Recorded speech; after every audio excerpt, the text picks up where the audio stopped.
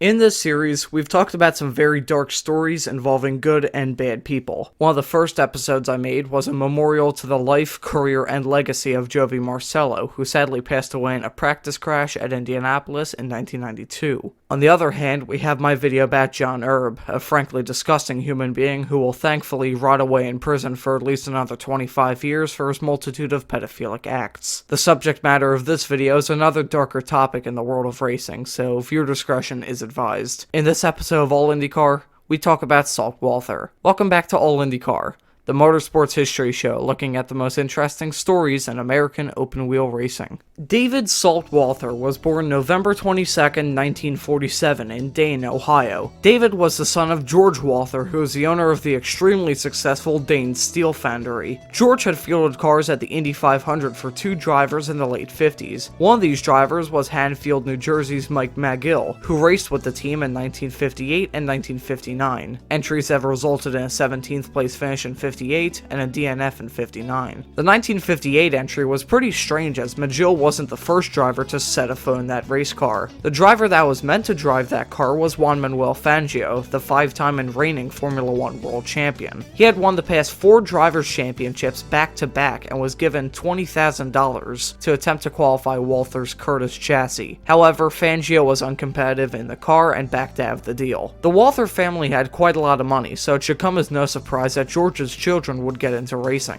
Salt would race in powerboats, where he picked up his name Salt in his teenage years. This career in powerboats was storied as he raced in boats by the name of Country Boy, Miss US, Miss Barhaldy, and Miss Budweiser II. It's unclear how he did exactly, but he must not have found too much success, as little about Salt Walther's results on the water can be found on hydroplanehistory.com. Salt wanted to move on to greener pastures in 1970 as he attempted his first ever IndyCar races. Information about his career is practically non-existent, so after probably 4 hours of work that I had no tangible reason to do, I chronicled all of his IndyCar starts before his 1973 crash. His first ever IndyCar start came at the California State Fairgrounds on October 4th, 1970. He ran a Sallane's chassis, had an Offenhauser engine, and took the number he would keep throughout his career, number 77. The first start in his career would be the only of 1970, and it wasn't memorable as he qualified last and crashed 26 laps in. He got $404 for his troubles. His next starts came in the IndyCar races in Argentina in February of 71. In the 2 races that weekend, he finished 15th and 11th. He would return to the series at Indy, but struggled throughout the month and was replaced by Carl Williams. Carl raced in the 500 5 previous times, but Carl couldn't get the car up to speed and failed to qualify.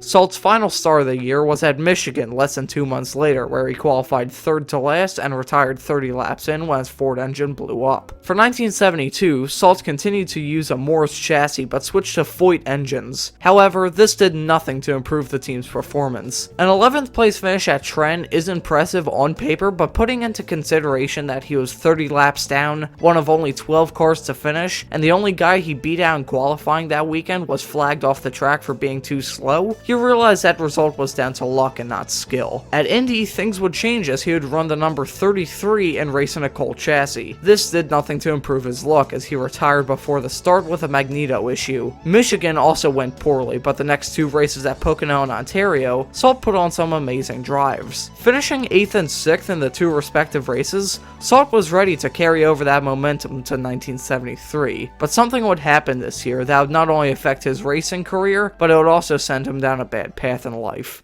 Entering the 1973 Indy 500, the previous races at Texas World and Trenton both ended in retirement for Salt. He started 17th for the race, but on lap 1, he would suffer one of the worst non-fatal crashes in the Speedway's history. Doesn't look like a repeat of last year's start. No, it's a good one. And here they come. Bobby Unser going for the lead. Johnny Rutherford right alongside him. Rutherford down low, but Bobby with a goal back to the home stretch. There are several cars involved. We can't see the numbers, but it's been a bad crash from the start. It was in the middle of the field somewhere. Terrible thing. Explosion.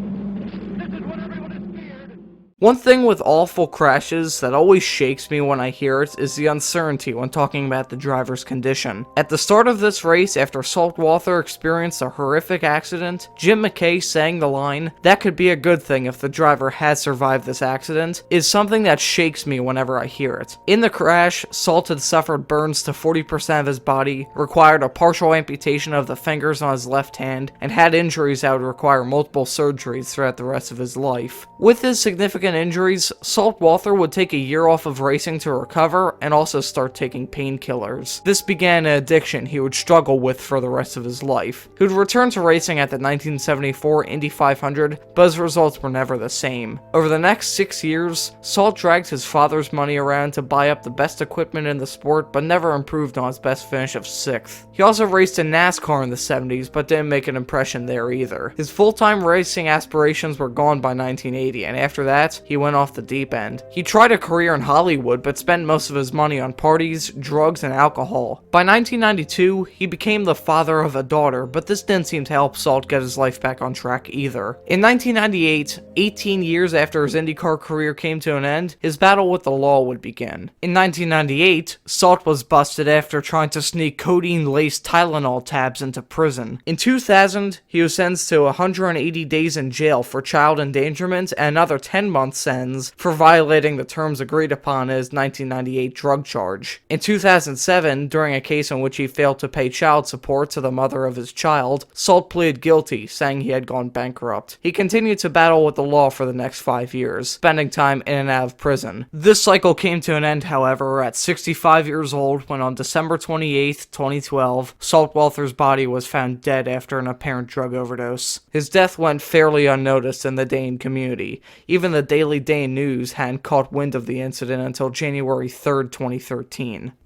Walther was a man who struggled with drug and alcohol addiction, something that is very hard to break, much like all addictions for that matter. Had it not been for his crash at Indy in '73, Walther would have been a better driver, a better man, and he would probably be here to tell his own story. However, that isn't what happened, so we're left with this. A racing career whose sole highlight consists of an awful crash, a later life filled with addiction and prison time, and an overall man ridiculed by many. I'm not going to stand here and say that Salt was a victim of circumstance, because that's not how I see it. He was the person in charge of his life, and he threw it all away in a downward spiral that started with that horrible crash that terrible May 28, 1973, where a man's future and his car were destroyed.